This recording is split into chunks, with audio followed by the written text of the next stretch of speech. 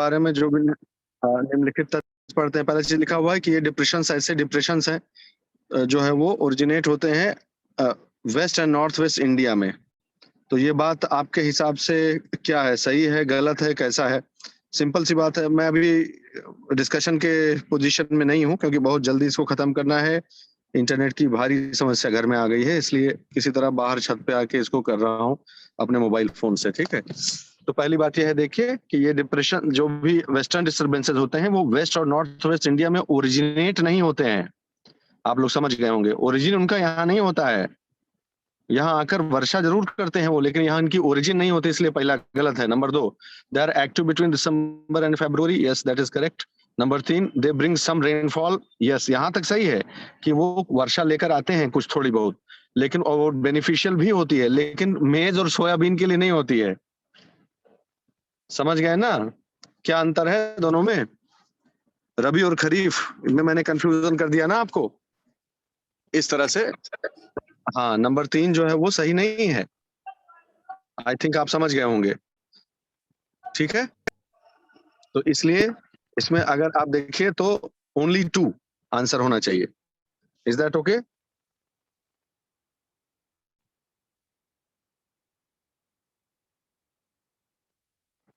एक मिनट, मैं chat box भी देखता रहता हूँ ताकि मुझे अंदाजा रहे कि हम जो बात करें। Got it. ठीक है, आई होप आप समझ रहे होंगे इस चीज को। Number 2, question number 2, consider the following statements about winter rainfall in India. Central parts of India does not receive any winter fall. नहीं, ये बात गलत है। ऐसा नहीं है कि बिल्कुल भी नहीं होती है, थोड़ी बहुत तो विंटर रेनफॉल होती है, इंडिया में कई जगह पे होती है। North Eastern India receives winter rainfall, this is also correct. So both are correct to my view. Okay, just a minute, just give me a minute. हाँ,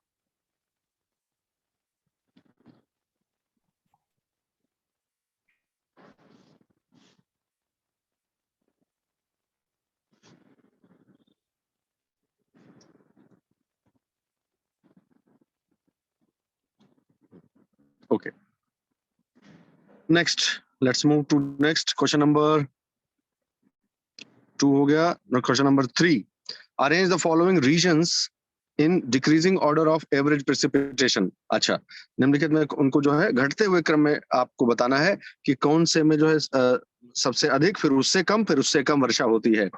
अब अगर आप मैप को अपने ध्यान करें तो आपको वैसे भी पता लग जाएगा आपको कि जो है आप देखें तो ईस्टर्न राजस्थान की क्या स्थिति होगी, सदर्न पंजाब की क्या, एरिड और सेमी एरिड वाला सब आपको याद होगा। तो यहाँ पर ईस्टर्न राजस्थान जानबूझकर लिखा गया है, वेस्टर्न राजस्थान नहीं लिखा गया है। ठीक है, तो इसका जो सही उत्तर होगा, एक ये तो पक्का ही है, जो आंध्र प्रदेश के नॉर्थ में है। इन तीनों में से, इन तीनों में जो आप देख रहे हैं, इनमें जो सबसे ज्यादा बारिश वाला क्षेत्र है वो नॉर्दर्न आंध्र प्रदेश है। ठीक है, उसके बाद जो है वो नंबर आता है ईस्ट राजस्थान का। इसी आपको एक एग्जांपल देकर समझाया भी था मैंने, मारवाड़ और मेरवाड़ और इस सब का, अरावली के इस साइड और अरावली के उस साइड, ये सब बातें भी हमने की थी। और सदर्न पंजाब जो है वो, उसमें सबसे कम बारिश होगी, ये इन तीनों में। इनफैक्ट मैं आपको बता दूं कि ऐसे नहीं रटना है, सवाल तो मैंने ऐसे बना दिया है लेकिन ऐसे नहीं रटना है। दरअसल इंडिया को 4-5 भागों में बांटा गया है, हाई रेनफॉल, मॉडरेट रेनफॉल, लो रेनफॉल, स्कैंटी रेनफॉल।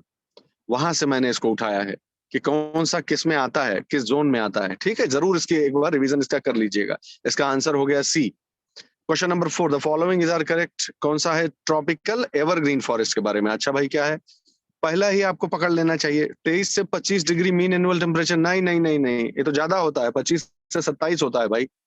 सही बोल रहे हैं कि नहीं सही बोल रहे हैं? 25 से 27 होना चाहिए इसमें। ठीक है, फिर they yield hard durable fine grained timber mainly from sal and teak trees. यह गलत है, समझ ही गए होगे कि ये भी गलत है। काहे कि साल और टीक तो उसमें होता है, डेसिडुअस में, एवरग्रीन में थोड़ा होता है। Did you get it? Is everybody with me? तो दोनों ही गलत कर दिए मैंने। एक तो 27 डिग्री सेंटीग्रेड होना चाहिए। ओके गुड, चलो आगे रिस्पॉन्स, आगे बढ़ जाते हैं जल्दी से। इसी तरह के बदमाशी वाले सवाल आते हैं भैया, अब क्या किया जाए, मजबूरी है, ऐसा बनाना पड़ता है। Arrange the following forest types in decreasing order of surface cover.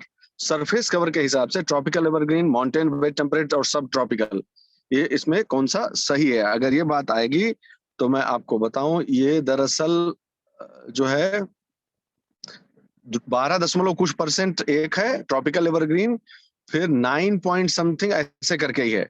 जो 4-5 मेजर टाइप के फॉरेस्ट है ना, उनका एक पाई डायग्राम जरूर आप समझ लीजिएगा, एक पाई डायग्राम बना लीजिए कि सबसे ज्यादा कौन सा है, सबसे कम कौन सा है। इसका एक क्रम आप इसको अच्छे से समझ लीजिएगा, याद कर लीजिएगा। तो 1 2 3 अब सीधे सीधे लगे ही हुए हैं, ठीक है। ट्रॉपिकल, ट्रॉपिकल, सब ट्रॉपिकल, माउंटेन, वेट, टेम्परेट, इसका पूरे का क्रम देखिए। मॉक टेस्ट का सिर्फ यह पर्पस नहीं है कि आपको यही टेस्ट करते रहें कितना आपको जानकारी है कितना नहीं। नहीं, कई बार सवालों के माध्यम से आपको पर्सपेक्टिव पता चल जाता है कि अच्छा इसको ऐसे भी देखा जाना चाहिए, ठीक है। तो इसलिए और कुछ भी ना हो कोई बात नहीं, परफॉर्मेंस वगैरह ओके, ये उतना इजी पेपर भी नहीं है, आई will be very honest with you, ठीक है। तो इसलिए it's a good quality paper. तो आप इस बात से बिल्कुल निराश ना होइएगा कि आपने पार्टिसिपेट किया, मैं इसी की दाद देता हूं। तो आपने अच्छे से इसको अटेम्प्ट किया, that is fine, do not worry. जो हो सके वो सीख लीजिए जल्दी से। नेक्स्ट है, consider following about state of forest. Bharat में जो वनों की स्थिति है वो क्या है। More than half of the forest cover is in the peninsular India. ये बात सही है क्या? हाँ बिल्कुल सही बात है।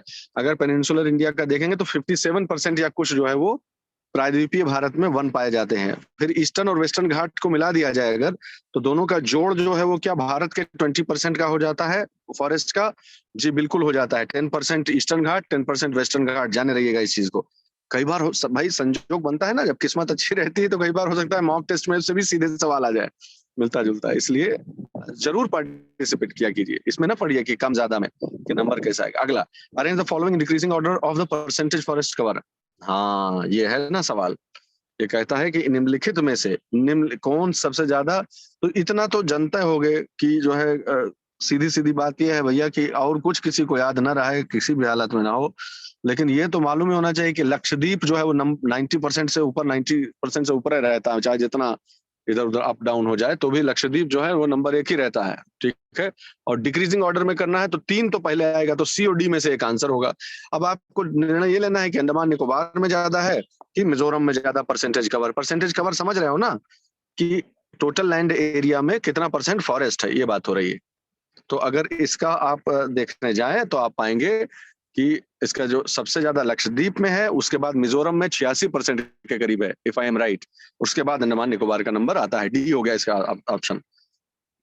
8वां सवाल, विच of the following has percentage forest cover with less than the national average. देखिए एक नया सवाल पैटर्न बनाया मैंने, या मतलब अब नया नहीं कहना चाहिए, हो सकता है पहले से इस पे सवाल बना हुआ हो, लेकिन देखिए कैसे सवाल बनाया जा सकता है कि नेशनल एवरेज आपको मालूम है, तो अब एक छोटा सा हल्का सा आइडिया ये भी ले लीजिए कि उस नेशनल एवरेज से ऊपर कितने हैं और उस नेशनल एवरेज से नीचे कितने स्टेट्स हैं। तो 21% जैसा नेशनल एवरेज है ना, am I right my dear friends? Please write in the chat box. कुछ 21 के आजू बाजू है क्या? है ना, शायद मुझे ध्यान आ रहा है, अगर तो 21 ही होगा। हाँ, तो 21 के आसपास चलो नेशनल एवरेज हो गया। आप कर्नाटका, महाराष्ट्र, तमिलनाडु में देखोगे तो सब नीचे वाले हैं, कोई में 16-17% है, कोई में 18% है, कोई में 19% है, लेकिन ये तीनों ही नेशनल एवरेज से नीचे हैं मेरे दोस्तों, ठीक है। आंसर हो गया ऑल डी। क्वेश्चन नंबर 9, मर्ग, गुलमर्ग, सोनमर्ग, ये सब सुने होंगे। गुलमर्ग, मर्ग्स इन कश्मीर एंड बुग्याल्स, भोगनी बुग्याल, ऐसा ऐसा करके बहुत सारा वहां पर ग्रासलैंड्स होता है। तो जो ग्रासलैंड्स होते हैं, तो सवाल यह है कि वो जो है वो इनमें से किस प्रकार की वेजिटेशन का हिस्सा है, दरअसल सवाल ये है, ओके, कि इनमें से, और ये फैक्ट बेस्ड क्वेश्चन है, यू शुड नो कि जो माउंटेन वेट टेम्परेट फॉरेस्ट होते हैं वहां पर ग्रासलैंड से डेवलप। ये सवाल मैंने क्यों पूछा, तो क्या आप पूरा जिंदगी यही रटते रहेंगे कि कौन से वेजिटेशन में किस टाइप का? नहीं, ये स्पेशल है। मर्ग्स, कश्मीर में जो मर्ग्स हैं, और बुग्याल जो है उत्तराखंड के बुग्याल्स हैं, जो वो स्पेशल एस्पेक्ट्स हैं, स्पेशल वेजिटेशन में। और ये सीजनल हो, जबरदस्त है इसमें। इसमें जो वहाँ के जो ट्राइबल कम्युनिटीज होती हैं, उनका इनके ऊपर जो है बहुत बड़ा डिपेंडेंस होता है इन ग्रासलैंड के ऊपर। तो इसीलिए ह्यूमन इंटरेक्शन इसमें इन्वॉल्व है, ह्यूमन सोशियो इकोनॉमी इन्वॉल्व है। That is why they are special, they must be known कि वो माउंटेन वेट टेम्परेट फॉरेस्ट के हिस्से माने जाते हैं। Question number 10, which of the following is a well-known biosphere reserve for critically endangered slender loris? अगर मैं गलत नहीं हूं तो ये सवाल मैंने सीधे यूपीएससी के ऑलरेडी पूछे गए सवालों में से उठाया, इफ आई एम राइट। क्या मैं सही बोल रहा हूं दोस्तों? अगर गलत हो तो बताना। ये शायद आया हुआ सवाल है, हमारे वो साथी जिन्होंने रगड़ के देखा हुआ है पिछले 5 इयर्स का, या मैं हो सकता है भूल कर रहा हूं, मेरे हिसाब से सवाल आया हुआ है। तो शेषाचलम इसका आंसर है, if I am right, B. Slender loris जो है उसको कहाँ प्रोटेक्ट किया गया है, किस पर्टिकुलर उसमें? तो शेषाचलम में किया गया है, ठीक है। Question number 11, which of the following is a coral reef area identified for intensive conservation? ये मुझसे टाइपिंग मिस्टेक हो गई थी। जो ए है इसका क्या आंसर होगा? बताओ ना, बता ही दो। चलो माना कि टाइपो एरर था, क्वेश्चन 11 को कैंसिल करना पड़ा था, लेकिन फिर भी बताओ तुम्हारे हिसाब से।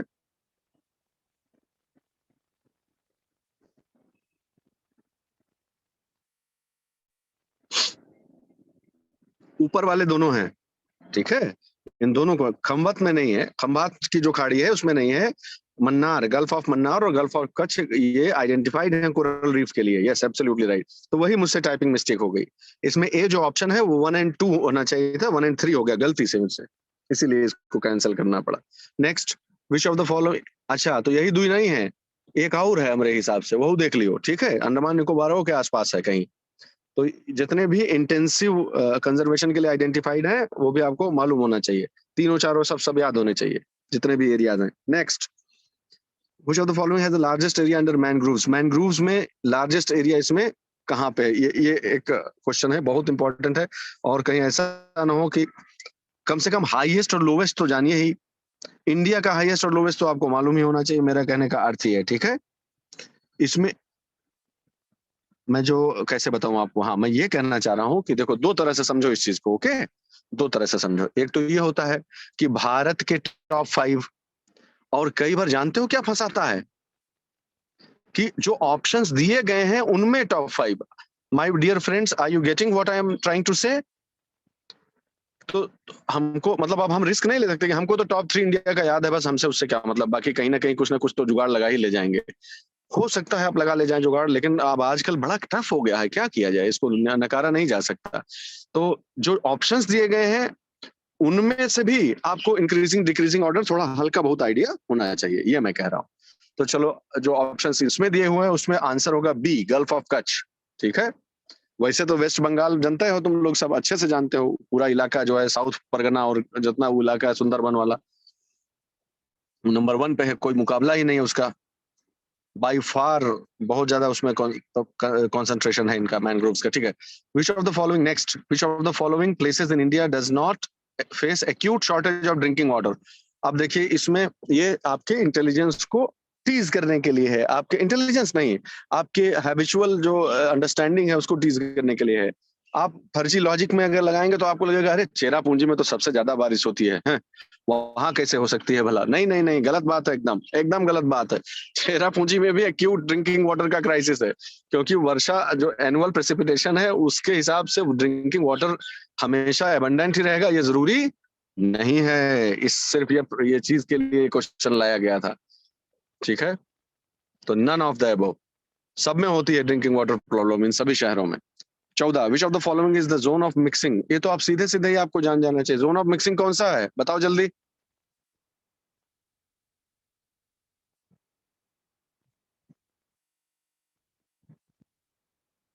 यस, एब्सोल्युटली राइट, बस उसमें कहीं कोई दो राय ही नहीं है। नेक्स्ट 15, जोन ऑफ मिक्सिंग समझ गए ना सब लोग? जो हवैया बताया नहीं था कन्वेक्शन से, हवा ऊपर जा रही गर्म हवा और फिर वो हेडली सेल बन रहा है, यही तो मिक्सिंग है, और क्या मिक्सिंग है, यही जोन ऑफ मिक्सिंग है। ओके गुड, चलो आगे बढ़ जाते हैं। Which of the following factors are responsible for land breeze और सी ब्रीज? इसमें से हम कहाँ ट्रिक खेल गए, कोई बता सकता है? क्वेश्चन नंबर 15 में हम कौन सा ट्रिक खेल गए? Rate of evaporation sea surface पे ज्यादा होता है, बिल्कुल सही बात है। स्पेसिफिक हीट का भी इन्वॉल्वमेंट होता है, क्या स्पेसिफिक हीट भी एक फैक्टर होती है लैंड और सी ब्रीज में? बिल्कुल होती है, लेकिन गड़बड़ कहाँ है कि लिखा हुआ है specific heat of the land is higher than the sea water, ऐसा है क्या कि उल्टा है? Exactly exact, you got my point, शाबाश। तो इसमें सिर्फ एक सही है, 2 इसलिए गलत हो गया क्योंकि मैंने उल्टा लिख दिया है। ये बात तो सही है कि इसमें विशेष ऊष्मा का योगदान होता है, लेकिन उल्टा लिखा हुआ है। Next, Question number 16. Which of the following factors help formation of tropical cyclones? Sea surface temperature at least 27 degree. बिल्कुल सही बात है. Presence of mid tropospheric dry air, distance of 300 miles. ये तो पक्का समझ गए होगी. 1 और 3 में तो किसी को संदेह होना ही नहीं चाहिए. 1 और 3 तो सब लोग जानते हैं कि सही है. ये तो कितनी बार हम लोग बात कर चुके हैं ना, सब जानते होंगे सही है. बीचवा वाला हम गड़बड़ा दिए हैं. एक्चुअली मॉइस्ट एयर होनी चाहिए ना, आप तो जानते ही हैं. ड्राई एयर क्या है, मॉइस्ट एयर होनी चाहिए. मॉइस्ट एयर होगी तो उसका मॉइस्चर, लेटेंट हीट और ये सब होगा ना प्रोसेस, आपको याद होगा. ठीक है, तो 1 और 3 सही है, बाकी गलत, बीच वाला गलत है. मेनली क्यूमुलोनिम्बस क्लाउड्स कब बनेंगे पूछा जा रहा है. तो अगर आपने ध्यान से वो वाला चित्र देखा होगा तो आपको याद होगा कि जहां पर भी सडनली हवा उठेगी, जहां पर भी टक्कर होगी, सडनली हवा उठे, कोल्ड फ्रंट में भी होगा, ये वार्म फ्रंट में भी होगा. याद आया. और ऑक्लूडेड फ्रंट में क्योंकि धीरे धीरे प्रोसेसेस होती है, उसमें तरह तरह के बादल बनते हैं. क्या आप लोगों को याद आया कि सब भूल गए महाराज? Warm front, cold front, occluded front, 3 पढ़े थे जब टेम्परेट साइक्लोन का जेनेसिस पढ़ रहे थे, है ना. तो एकदम सही जवाब है कि इसमें सवाल सही जवाब क्या आएगा कि भैया जो है वो वार्म और कोल्ड दोनों में होता है. 1 and 2. Which of the following directly affects the development of cold? Next question है. Which of the following directly affect the cold desert वाला जो पढ़े थे, तो कोल्ड करंट से कुछ फर्क पड़ेगा. हाँ बिल्कुल फर्क पड़ेगा, आप सब जानते हैं. एंटी साइक्लोनिक कंडीशंस होना चाहिए. अब इतना माफ कर देना, इसके पीछे मत पड़ जाना कि आप करंट लिखे हुए हैं इसलिए हमने गलत कर दिया.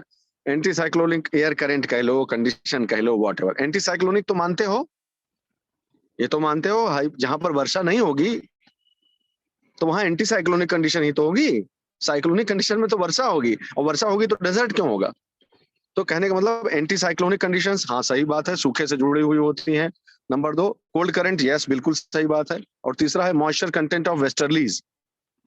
तीसरे के बारे में आपका क्या विचार है?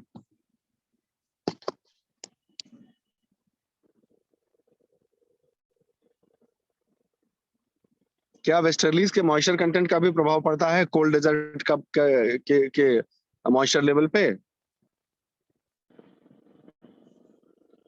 या सीधे बता दें तुम्हें? हम बता ही देते हैं, काहे परेशान होते हैं. अबे जहां पे कोल्ड डेजर्ट होते हैं, बनते हैं सब ट्रॉपिक्स में, वहां वेस्टर्ली चलती है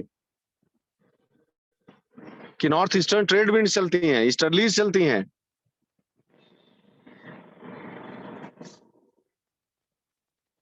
तो अगर हवा के मॉइस्चर कंटेंट की बात होती भी तो वेस्टर्लीज तो वहां है ही नहीं. हमने फंसा दिया आपको. Got my point. ओके, तो आप समझ गए. तीसरा गलत है. Question number 19. Please arrange the following local wind regions from north to south. ये इंफॉर्मेशन बेस्ड क्वेश्चन है भाई, और ये जीके वाला क्वेश्चन है. आप सब एग्री करेंगे कि इस तरह के प्रश्न कभी भी आ सकते हैं. तो अलग अलग रीजन्स की ठंडी और गर्म, देखो कैसे पढ़ोगे. हवाओं के बारे में मैं बता देता हूँ. लोकल विंड्स के बारे में खाली 2 चीज पढ़ो. एक तो उनका लोकेशन मालूम होना चाहिए, इसके लिए कोई माफी नहीं है. दूसरा कि वो गर्म या ठंडी है और ड्राई है कि मॉइस्ट वाली है. और तीसरा, क्या उनका कोई इकोनॉमिक सिग्निफिकेंस है, क्या वो कहीं पे किसी पर्टिकुलर खेती की प्रक्रिया में या किसी भी चीज में योगदान करती हैं क्या. बस 3 चीज मालूम है तो आपको विंड से, लोकल विंड से कभी गलत नहीं होगा सवाल. और इसीलिए मैंने इस तरह के सवाल बनाए हैं. देखिए बुरान, शिनूक, और उसके बाद आता है लेवांट. लेवांट के बाद आती है सिरोको. ठीक है, बुरान कहाँ है? अब मेरा काम ये नहीं है इंफॉर्मेशन में. उधर जाओगे रशिया के ऊपर जाओगे तो बुरान हो गया, फिर शिनूक हो गया इधर जो है नॉर्थ अमेरिका में, इफ आई एम करेक्ट. फिर आती है लेवांट, ये मेडिटेरेनियन के ऊपर वाले में. ठीक है, फिर मेडिटेरेनियन से नीचे जाओगे तो सिरोको. ठीक बात है, सब लोग एग्री करते हैं. यही उनका क्रम हो गया नॉर्थ से साउथ तक. Question number 20. Which of the following local winds are hot and moist. देखो हॉट एंड मॉइस्ट पूछ लिया है. इसमें से ये जो 3 ऑप्शन लिखे हैं, इसमें डॉक्टर विंड किसको बोलते हैं?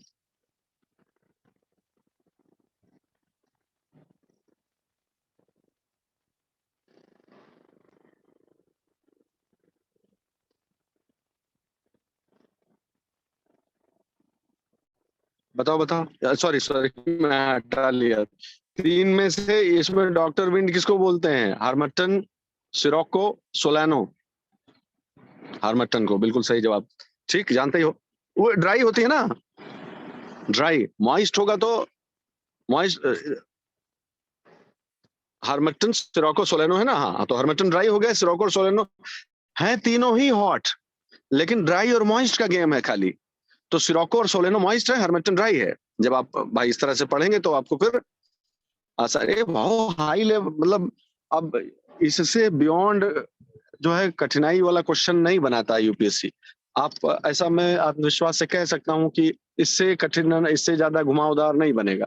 तो अगर आप इसकी आदत डाल लेंगे तो आपको वो चीजें वहां पर यूपीएससी का पेपर बहुत कठिन नहीं लगेगा। Next, which of the following statements is और are correct? Fresh water represent 5%, ऐसा है क्या? जल्दी बोलो चैट बॉक्स में, ये सही है कि गलत?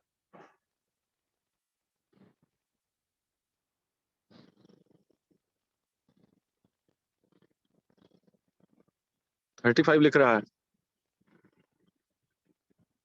कहा जा रहा है कि अर्थ का जितना पानी है टोटल, उसमें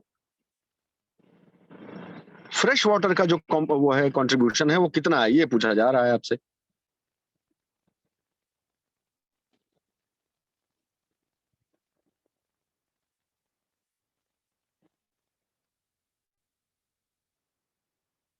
एक मिनट, सॉरी, चार चैट बॉक्स।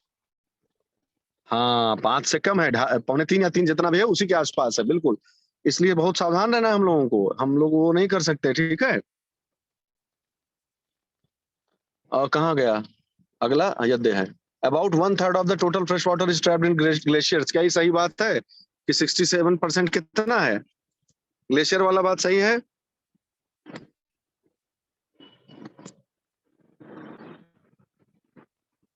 याद है इसका एक ऑटो बना के दिए थे हम, पीडीएफ में बना के दिए थे ना, ध्यान होगा तुमको। हाँ ठीक है, तो समझ गए। और क्या पूछ बॉक्स में कोनो कि इसको डॉक्टर विंड क्यों कहते हैं? कौन भाई डॉक्टर? अरे भाई वो ड्राई होती है ना, बहुत ही ड्राई होती है, तो जितना ये पेस्ट हो गया होगा तो ये लोग फलेंगे फूलेंगे। और ड्राई विंड जो इन सब के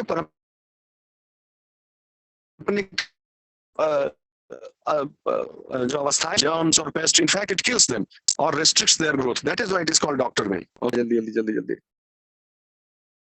कहाँ रहा, कहाँ पे थे हम लोग? हाँ, विच of the following light rays does not reach oceans Twilight zone? आपके हिसाब से विबग्योर वाला फॉर्मूला याद ही होगा आपको। तो अंदर तक कौन पहुंच जाती हैं? हम लोग क्या चर्चा किए थे, कैसे कहा था मैंने आपको कि इससे याद रखिएगा आप? समुद्र का रंग कैसा होता है? हाँ, शाबाश शाबाश, आप समझ में आ गया कि जो इसीलिए तो जो नहीं पेनिट्रेट कर पाएगा ज्यादा नीचे तक, वो कौन सी रे होगी?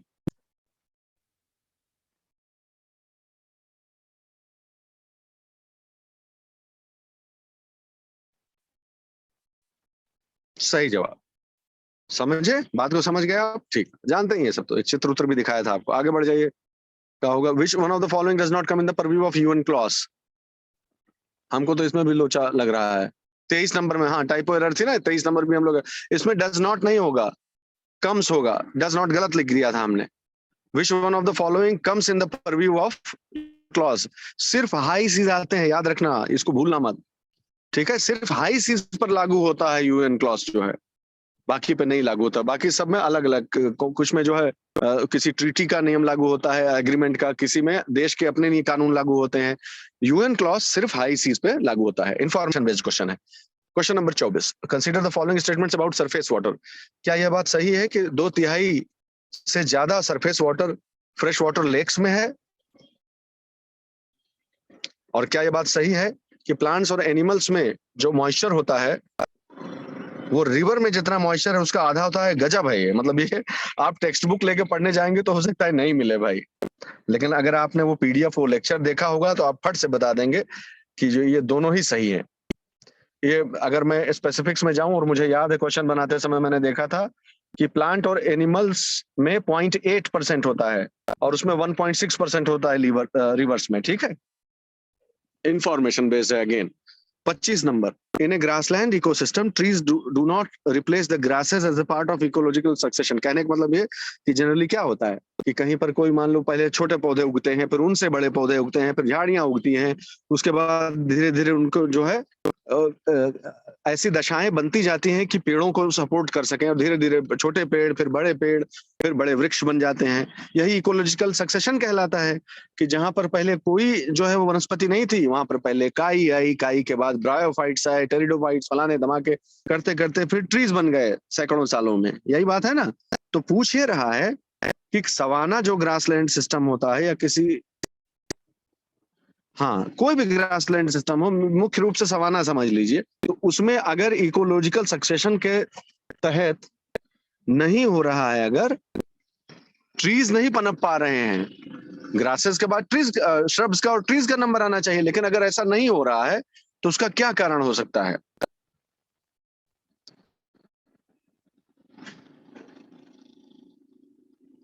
तो आपको सीधे ही याद आ जाना चाहिए, इसमें दिमाग लाने की जरूरत, मतलब बहुत मेमोरी पर जोर देने की जरूरत क्या, आपको सीधे याद आ जाना चाहिए चीज। हमने क्या पढ़ा था कि जब हम इक्वेटर से पोल की तरफ जाते हैं तो धीरे धीरे क्या होता है, सवाना ग्रासलैंड कौन से एरिया में डेवलप होते हैं, याद है? वर्ल्ड क्लाइमेट जो पढ़े थे, याद आया? वर्ल्ड क्लाइमेटिक रीजन्स, पानी होता है ना, लिमिटिंग फैक्टर पानी हो जाता है ना, तो वहां पर सिर्फ ग्रासलैंड और कुछ कुछ कुछ पेड़ जो है पनपते हैं बस, खाली मॉइस्चर होता है, जो वो मॉइस्चर डिफिशियंसी होती है, जो वो ट्रीज नहीं पनपने देती है। 26, which of the following is most likely to have tropical forest? Subtropical forest, bamboo forest, pine forest, alpine forest, come on. पूछ रहा है कि ऐसा कौन सा इलाका होगा जिसमें ये सब पाए जाएंगे। तो हमको तो लगता है कि सीधा सीधा आपको देखते ही पता चल जाना चाहिए कि यार जो है, कुल मिलाकर अगर देखो तो ये अरुणाचल प्रदेश के अलावा और कहीं से संभावना बनबे नहीं करेगी। सही बात है कि नहीं है? तो आंसर हो जाएगा ए। समझ रहे हो बात? हमको इसको एक्सप्लेन करने की जरूरत है, या you are getting it? Have you got it? कि वहां पर हाँ हिल्स भी हैं, तो कहीं पर ट्रॉपिकल एवरग्रीन भी है और सब ट्रॉपिकल भी है, पाइन फॉरेस्ट भी, अल्पाइन। ठीक है, नेक्स्ट।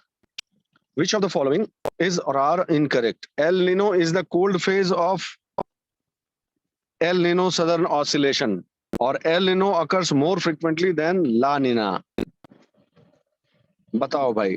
आप, ये हुआ, ये थोड़ा हाई लेवल का क्वेश्चन हो गया, ये आपसे गलत भी हो गया हो तो बहुत मत परेशान होना, ठीक है? ये मोस्ट लाइकली इस प्रकार के सवाल नहीं आएंगे, ठीक है? दोनों ही गड़बड़ है। अच्छा, तुम ऐसे समझो, याद करो, मेरी बात को समझो।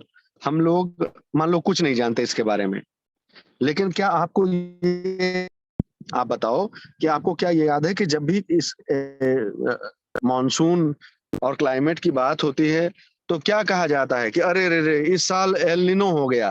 क्या इस बात से सहमत हो?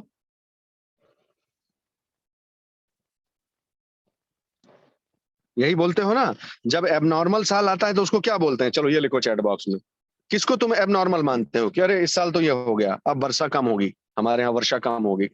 तो कौन से साल को बोलते हैं? उस घटना को क्या बोलते हैं?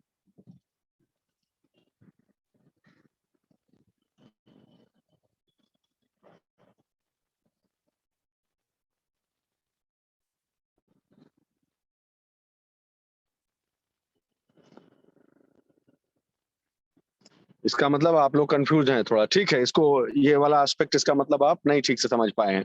एल निनो और ला निना में कंफ्यूजन है, कोई बात नहीं। आई विल, मैं इसका आंसर बताने के बजाय ये चाहूंगा कि हम आपको एक ये बार एक 5-10 मिनट लेके ये चीज फिर से समझा देंगे, कोई बात। कुछ लोग सही बता रहे हैं, एल निनो ठीक है, लेकिन इसको मैं ठीक से समझा दूंगा, कोई बात नहीं। अरे सिंपल सी बात है यार, जब सब कुछ नॉर्मल चल रहा हो, पेरू का जो तट है उस पे कोल्ड अपवेलिंग हो रही हो, वर्षा जो होनी है वो ऑस्ट्रेलिया के वहां पास पास हो रहा, तो इस घटना को तो एल निनो बोलते नहीं है। एल निनो तो तब बोलते हैं जब ये पलट जाए, यही तो है। जब उल्टा हो जाए तब उसको एल निनो बोलते हैं कि अरे एल निनो आ गया, एल निनो आ गया। कहाँ एल निनो आ गया? हमारे यहाँ थोड़ा है।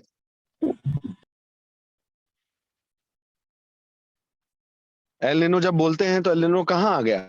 वहां आ गया ना, पेरू में, क्राइस्ट चाइल्ड और ये सब तुम्हें लोग बताए थे भाई सब। तो कहने का अर्थ, हाँ, तो कहने का अर्थ है कि कभी कभार होता है ना, फिर ऐसा, इसका मतलब कि अरे इस साल तो एल निनो आ गया। तो जो कभी कभार घटना हो वो कौन सी हुई? एल निनो हुई। और जो रेगुलर हो वो क्या हुआ? चलो कोई बात नहीं, मैं इससे बता दूंगा, चिंता नहीं करो, परेशान नहीं। 28, विच of the following climatic phenomena is और आर एक्सपीरियंस्ड इन इंडिया? क्या हमारे यहाँ ब्लॉसम शावर होती है, मैंगो शावर होती है? ईदू तो सही है, नॉर्वेस्टर भी सही है। तीनों के तीनों इंडिया में जो एक्सपीरियंस किए जाते हैं, और इस तीनों जबान पे होना चाहिए फायदा और क्या नुकसान होता है फसल को, बिल्कुल वो नहीं किया जाएगा बर्दाश्त। ये सब चीजें ऐसी हैं जो इंटरेस्टिंग है, इसको हम कहे तुम्हें बार बार हटाएं, ये तो तुम्हें वैसे मजे से पढ़ लेनी चाहिए। Question number 29, which of the following are incorrect? Indian Ocean dipole is one of the causal factors for Indian monsoon. Indian Ocean dipole signifies sea surface temperatures in bay of Bengal and Arabian Sea. दो statement दिए गए हैं, कहता है कि भैया इनमें से कौन सा सही है? क्या यह बात सही है कि इंडियन ओशियानिक डाइपोल जो है वो मॉनसून के लिए एक कॉजल फैक्टर है? मॉनसून, हमारा जो इंडियन मॉनसून है उसका कारक तत्व है कि नहीं है? तो गलत बात है। कितना कितना कितना शार्प रहना चाहिए। मैं ये सवाल इसलिए इंक्लूड किया था कि सिर्फ इसलिए कि आप ये जान जाएं कि कारक नहीं है, प्रभावित करता है उसे। ये सारी मेहनत इसलिए हुई थी सवाल बनाने के पीछे। इंडियन मॉनसून को खींचने का कारक नहीं है मेरे भाई, इंडियन मॉनसून का कारक तो ITCZ का शिफ्ट होना है। आर यू गेटिंग इट और not my friends? Otherwise this entire labour goes into when. हाँ, ये प्रभावित तो करता है, it does impact it, it does influence it, but it is not the causal factor. तो पहला गलत हो गया। नंबर दो क्या था रे? IOD signifies sea surface temperature in bay of Bengal. नहीं, बे ऑफ बंगाल नहीं, इंडियन ओशियानिक डाइपोल के जो दोनों सिरे हैं, छोर हैं, वो बे ऑफ बंगाल थोड़े है, इंडोनेशिया के आसपास वाला सागर है ना। समझे हमारा बात?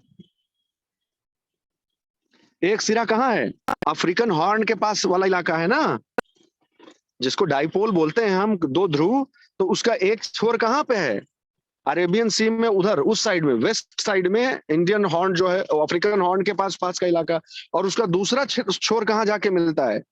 इंडोनेशिया के आसपास वाला सागर, बे ऑफ बंगाल नहीं। ओके, ये सिर्फ इसलिए फंसाने, तो दोनों ही गलत है इसमें। Question number 30, which of the following is और आर इनकरेक्ट? इनकरेक्ट हो, कई बार तुम लोग यही गलती करते हो। पता चला पहले से, एक मिनट मैं कुछ पॉइंट आउट करा रहा, आंसर शुड बी सी।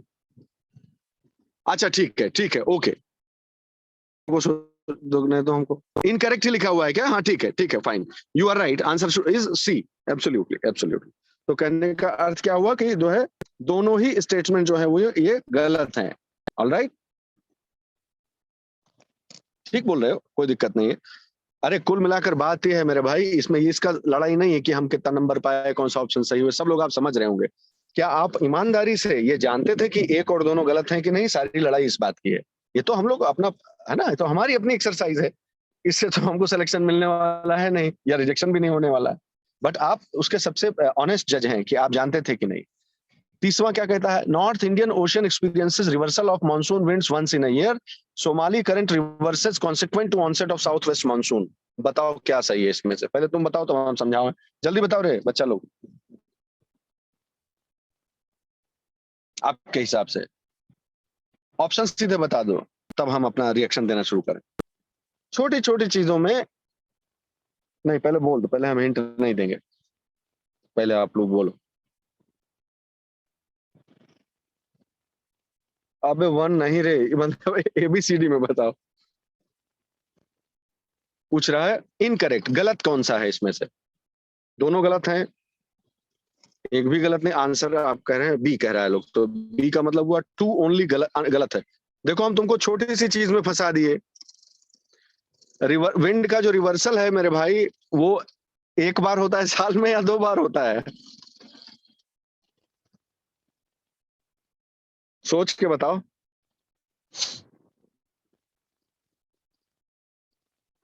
एक पूरे साल की साइकिल में एक बार होगा कि 2 बार होगा? तुम लोग थोड़ा सा ट्रैप में आ गए मेरे। Yes, now you get it. चलो ठीक है, बस इसलिए सतर्कता, आपके अंदर सतर्कता पैदा करना चाहता हूँ। बहुत शार्प रहिए एकदम। मैं आपको इस तरह के सवाल सॉल्व करना बताऊंगा, चिंता ना करो, मैं बताऊंगा आपको। आपके प्रीलिम्स से पहले ही बता दूंगा मैं, ताकि वहां आप गड़बड़ाओ नहीं जाके। एक दो सवाल भी उससे सही हो गए तो आपको फायदा होगा। अच्छा, Somali current reverses consequent to onset onset of south west monsoon, ये गलत है आपके हिसाब से? क्यों गलत है? क्योंकि आपको याद होगा लेक्चर में मैंने स्पेशली पॉज करके बात बोली थी कि देखो बच्चों, पहले लोग कहते थे कि इसकी वजह से होता है, लेकिन अब रिसर्च ये कहता है कि नहीं, ये तो मानसून के आने से पहले ही सोमाली करंट रिवर्स हो जाया करती है। तो फिर वो cause, exactly, yes Ankita, very well said. तो इसलिए वो कॉज कैसे हो सकती है भला? तो ये बात मैं आपको बहुत ही ह्यूमिलिटी और बहुत ही जिम्मेदारी और सादगी के साथ बताना चाहता हूँ, आत्मविश्वास से, कि अगर इस लेवल के सवाल आप सॉल्व कर रहे हैं और समझ रहे हैं तो I am very very proud of you. आप 1/3 भी सवाल अगर सॉल्व कर पा रहे हैं तो बिल्कुल परेशान ना होइए, ठीक है? बिल्कुल घबराना नहीं है, बहुत अच्छे लेवल के सवाल हैं, ऐसा मैं मानता हूं, क्योंकि अंदर की पूरी मैकेनिज्म, आप पूरे कॉन्सेप्ट को समझ गए हैं, तभी आप ये सवाल ठीक कर पाएंगे। 31वां नंबर कहता है, which of the following is incorrect? Jet stream blows faster in winter than summer, एकदम सही बात है ये। Tropical easterly jet blows over peninsular India in winters. इसमें बताओ 31वां में दूसरा भी सही है कि गलत है? राइट और रॉन्ग लिख दो, आर लिख दो या डब्ल्यू लिख दो, हम समझ जाएंगे। स्टेटमेंट 2 सही है, रॉन्ग है बिल्कुल। नहीं नहीं नहीं नहीं, पेनिनसुलर के लिए रॉन्ग नहीं है समृद्धि, नहीं नहीं नहीं नहीं, टाइमिंग के लिए रॉन्ग है। विंटर में होता है क्या ट्रॉपिकल ईस्टर्ली जेट? आपने ट्रॉपिकल ईस्टर्ली जेट किसके संदर्भ में पढ़ा है? मॉनसून के समय ना, याद करो ना, काहे गड़बड़ा रहे हो तुम लोग? बताए नहीं थे कि तिब्बत के आसपास से उठती है और जाके सोमालिया के वहां जाके गिरती है, याद आया? तो तिब्बत से उठेगी, सोमालिया में गिरेगी, तो पेनिनसुलर इंडिया से ही होके तो गुजरेगी। M I right Samriddhi?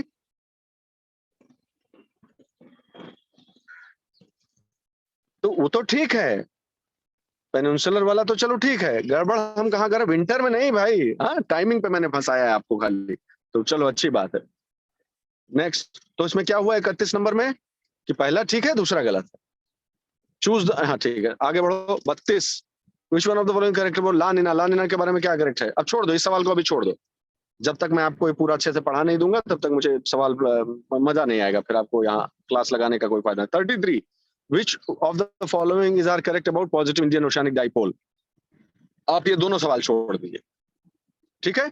In IOD, monsoon, IOD, और ये जो आपका है एल निनो ला निना, इसको मैं स्पेशली 15 मिनट के क्लास में पढ़ा दूंगा, don't worry. Question number 34, which of the following is are correct? अच्छा, ये नहीं कह रहा हूं कि ये पढ़ाया नहीं है, ऑफ कोर्स पढ़ाया हुआ है, आपको जो है पीडीएफ का डायग्राम भी याद होगा, हमने सब देखा हुआ है, लेकिन कोई बात नहीं, अगर ठीक से नहीं समझ में आया तो उसको वापस पढ़ लेंगे। 34 में क्या बोलता है कि कौन सा सही है? जो नॉर्थ ईस्टर्न जैसे हिली एरियाज हैं उसमें प्रेसिपिटेशन हाइट के साथ साथ बढ़ता है कुछ ऊंचाई तक। दूसरा, पेनिनसुलर इंडिया में वो घटता है जब हम कोस्ट से इंटीरियर इलाके की तरफ बढ़ते हैं। तो हमको तो लगता है दोनों ही सही है। Do you agree? कि ये तो हमने पढ़ा था, आपको बताया था मैंने, 1000 सेंटीमीटर तक, फिर 1000 से इतने सेंटीमीटर तक, याद है? मॉइस्ट टेम्परेट, फलाना टेम्परेट, ऐसा कर करके पढ़े थे। यस, दोनों ही सही है भाई, बिल्कुल सही बात है। 35 number, the mean annual temperature of earth oceanic water is approximately, चलो इसका जवाब सीधे सीधे बता दो। 35, ये इंफॉर्मेशन बेस्ड क्वेश्चन है, एकदम सही जवाब 17, 17.5 या कुछ ऐसे ही आता है, ठीक है? 36, the salinity of sea decreases as we move southwards, this observation can be, मान लो कोई सागर है, एक समुद्र है जिसकी सैलिनिटी, उसकी जो लवणता है, वो हम जब नॉर्थ से साउथ की तरफ जा रहे हैं उसी समुद्र में नॉर्थ, तो वो घटती जाती है। ऐसा क्यों होगा दोस्तों? इफेक्ट ऑफ, बिल्कुल सही बात, और कोई रास्ता हो नहीं सकता, यही एक कारण हो सकता है बस, कि नॉर्थ में आके फ्रेश, वही एक रास्ता है, और ऐसा होता भी है। बे ऑफ बंगाल ले लीजिए, जहां जहां भी नदियां फ्रेश वाटर आके गिरेंगे वहां सैलिनिटी कम होगी, और उससे साउथ से दूर बढ़ते जाएंगे तो ऐसा हो जाएगा। Which of the following is are incapable of independent locomotion? आ गया सवाल बढ़िया। 38 नंबर, बताओ भाई, इनमें से कौन है जो अपने आप मूवमेंट नहीं कर सकता? लोकोमोशन नहीं, मूवमेंट नहीं, लोकोमोशन नहीं कर सकता, यानी एक स्थान से दूसरे स्थान तक जो है वो जा नहीं सकता, विस्थापन नहीं कर सकता। ये क्यों फंसाया मैंने, ये सवाल क्यों दिया? कई लोगों के मन में ये होता है कि अरे उसमें जो जू, जो बॉटनी वाला नहीं, प्लांट वाला होगा ना, वो अपने आप नहीं चल पाता होगा, और जिसमें जू लिखा हुआ है वो अपने आप चल लेता होगा। बिल्कुल नहीं, दोनों ही नहीं चल पाते हैं अपने आप। ठीक है, एग्जैक्टली मैंक। सिर्फ नेक्टॉन्स होते हैं जो मूव कर सकते हैं, प्लैंकटॉन्स मूव नहीं करते, चाहे वो फाइटोप्लैंक्टॉन्स हो चाहे जू प्लैंक्टॉन्स हो, उनको वो धारा के साथ ही उनको बहना पड़ता है, इसलिए ये सवाल रखा गया था। Next, which one of the following causes ocean creep?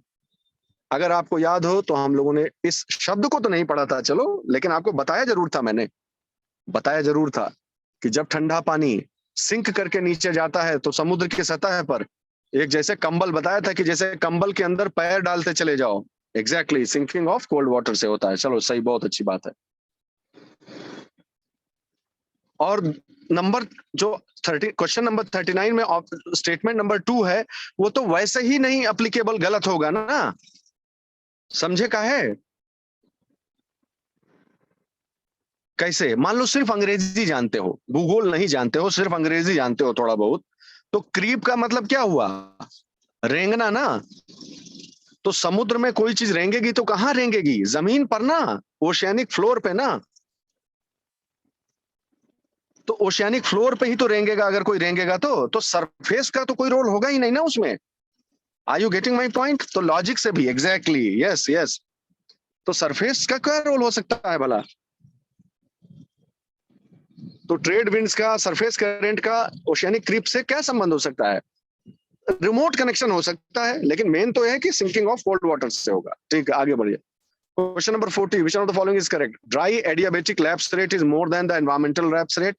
Wet adiabatic lapse rate is less than environmental lapse. बताओ क्या मानते हो इसमें? आंसर बताओ, सीधे ऑप्शन बताओ। सबको याद तो होना चाहिए कम से कम कि क्या कहा जा रहा है। एनवायरमेंटल लैप्स रेट वो लैप्स रेट होती है जिसमें जमीन से, धरती माता से जब हम ऊपर की तरफ जाएं तो किस रेट से कम हो टेम्परेचर। और ड्राई एडियाबेटिक तो आप पढ़े ही हुए हैं कि जब हवा सूखी हो और एकदम से उसको जो है वो किसी ढाल के अगेंस्ट उठे, और गीली हो तो wet adiabatic rate. Both are correct. एक कितना होता है? 3.5 के करीब, एक 2.5 के करीब, एक 5 के करीब, ऐसे ही होता है, पढ़ लेना। Question number 41, stratosphere is free from violent weather changes. क्या ये बात सही है? अभी खाली इतना बोलो, स्ट्रेटोस्फेयर इज फ्री, ये बात सही है? यस, वाई लिखो, वाई लिखो अगर मानते हो, सही सही मानते हो। अच्छा, स्ट्रेटोस्फेयर, हाँ सही बात है।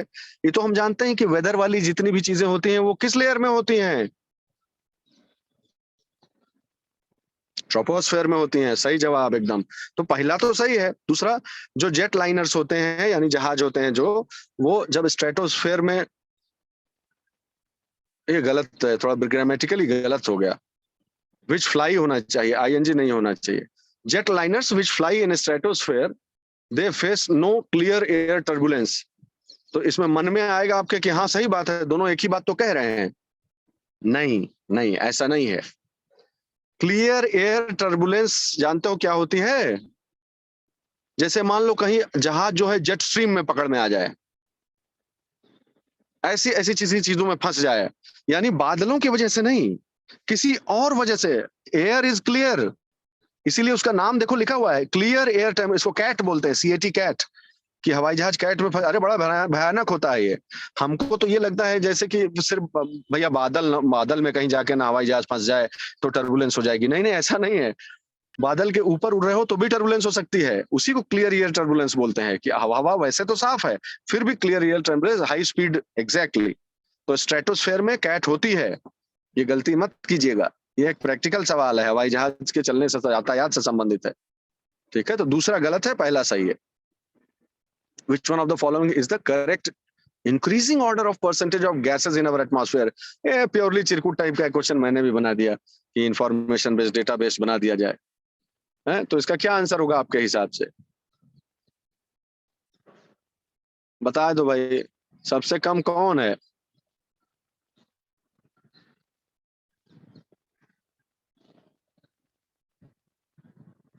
सबसे कम तो ओजोन ही है ना, बहुत कम है। ठीक है, ओजोन, फिर मेथेन, फिर हीलियम, फिर neon. Which one of the following is are correct? Ozone layer is of uniform thickness and is found from 10 से 60 किलोमीटर। ये बात एकदम सही है कि 10 से 60 किलोमीटर तक पाया जाता है, लेकिन यूनिफॉर्म हो सकता है क्या थिकनेस उसका? बताओ मेरे दोस्तों। नहीं, वो भी तो वेरिएबल होगा। पूरा एटमॉस्फेयर का स्ट्रक्चर देख लीजिए आप। एग्जैक्टली, ठीक, शाबाश। Number 2, ozone layer converts UV radiation into heat. क्या ये बात सही है? दूसरा वाला सही है क्या? पढ़े हुए लग रहे हो, थोड़ा अच्छा स्टडी किए हो, अच्छा लगा मुझे सुन के। हाँ, यस। अरे तभी तो याद करो ना, कह नहीं रहे थे कि इस वाले लेयर में भी टेम्परेचर इन्वर्जन हो जाता है। तो टेम्परेचर इन्वर्जन क्यों होगा? ओजोन की वजह से, याद आया? और ओजोन की वजह से क्यों? क्योंकि वो सोलर रेडिएशन को हीट में कन्वर्ट करता है, तभी तो वहां गर्मी हो जाती है।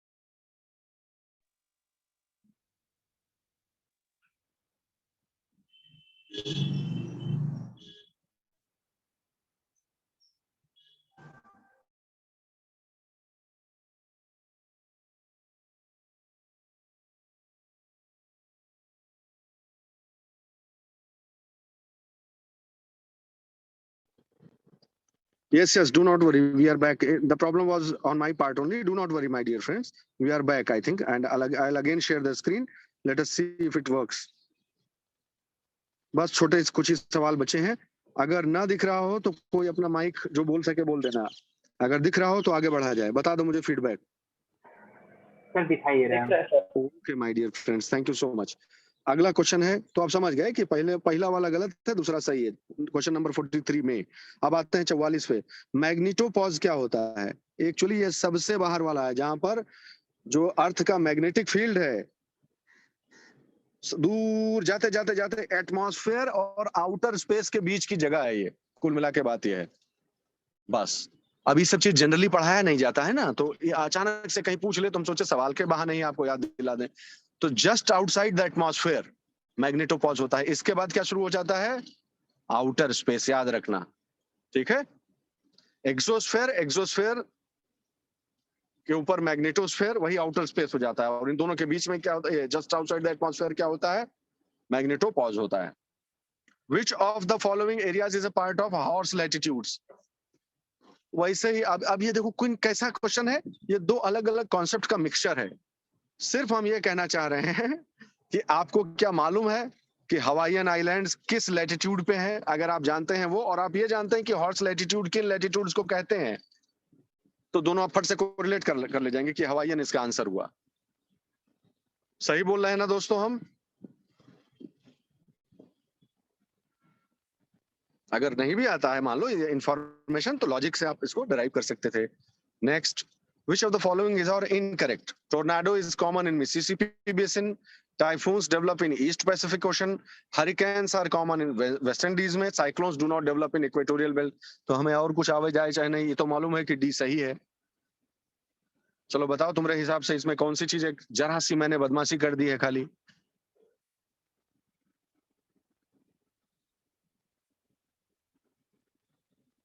वैसे ही बता दो, टाइफून कौन से कंट्री के आसपास आता है?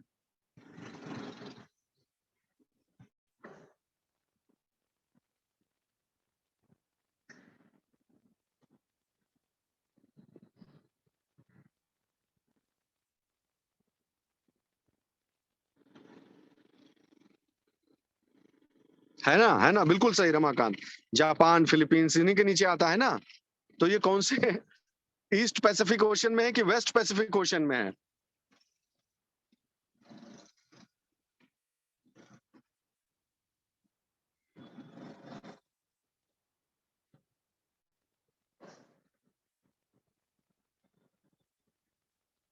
अरे दादा, ये स्थिति है, तुम लोगों का ये हाल है कि तुम ये नहीं जान पा रहे हो कि ईस्ट में है कि वेस्ट में है।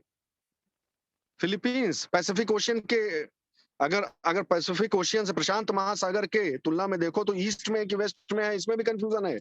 अरे दादा रे दादा, ऐसा ना करो भाई।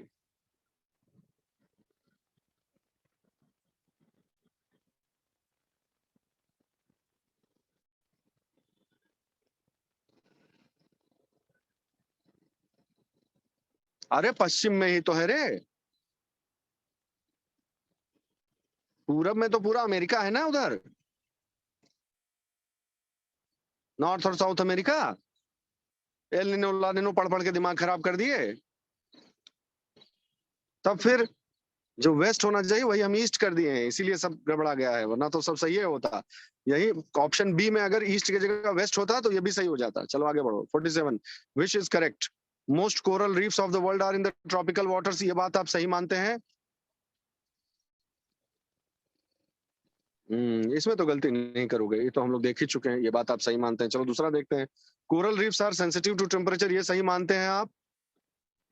एक्चुअली ऑप्शन 1 और ऑप्शन 2 दोनों एक ही बात तो कह रहे हैं, सच पूछो तो। क्या मैं, am I making sense my dear friends? अगर मैं ये कहूं कि इसमें पहला लाइन और दूसरा लाइन दोनों एक ही बात तो कह रहे हैं, क्योंकि टेम्परेचर से सेंसिटिव है इसीलिए तो ट्रॉपिक्स में ही पाया जाता है सिर्फ। ठीक है, तो ओवरऑल मतलब हैबिटेट उसका कौन तय करता है? एग्जैक्टली, सिंपल सी बात है। तो टेम्परेचर से। अच्छा भाई तीसरा, we have lost close to 1/3, नहीं नहीं नहीं भाई नहीं, ये मैंने फंसाने के लिए डाला। 1/3 नहीं है, 1/3 तो नहीं हुआ है, लेकिन हाँ 8-10% जैसा नुकसान हुआ है। ठीक है, yes, okay okay my dear friends. 48 number, when cold air passes over a warmer salt water, ये इंफॉर्मेशन बेस्ड है।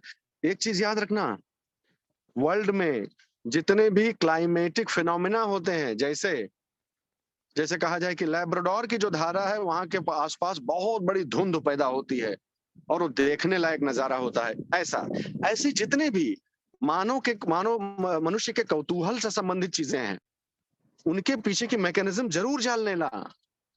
ठीक है, उनके पीछे के मैकेनिज्म जरूर जरूर कॉमन इनको माना जाता है कि ये तो सबको मालूम होना चाहिए। तो पता चला बहुत कठिन कठिन चीज तो सब पढ़ ले गए आप, और जो सारी दुनिया को मालूम है उसमें आप पीछे रह गए। ऐसा अक्सर होता है हम लोगों के साथ कि टेक्निकली तो बहुत काबिल बन गए और कॉमन सेंस नहीं मालूम है। आज की जनरेशन का ये बहुत बड़ा चैलेंज है कि एक से कॉम्पिटेंट लोग हैं, एक से जानकार लोग हैं, सलाम है उनकी मेहनत को और उनकी जानकारी को, लेकिन कॉमन सेंस नहीं आता है। अपने हमरे लौंडे से बोल रहे हैं अभी, हम अपने लड़के से बोले अभी कि ये वाला बेटा जो है बना दो, ये वाला वीडियो गेम को ऐसे कर दो तो एकदम निपटा देगा सब।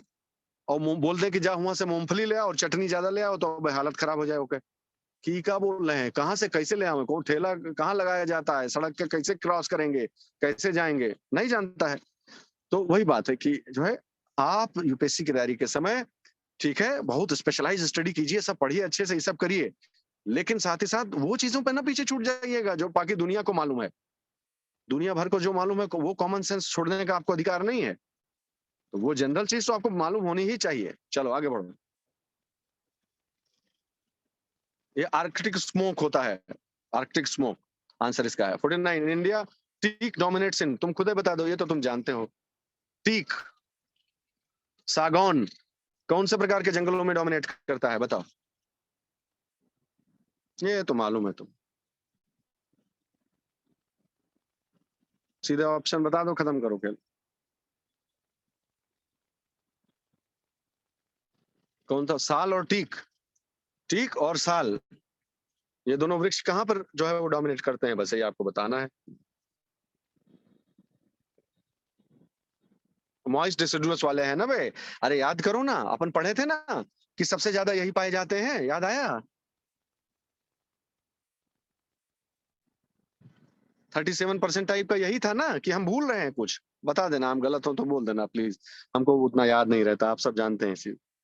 मॉइस्ट डिसिडुअस यही 37% वाला हो हमको लग रहा है। ओके,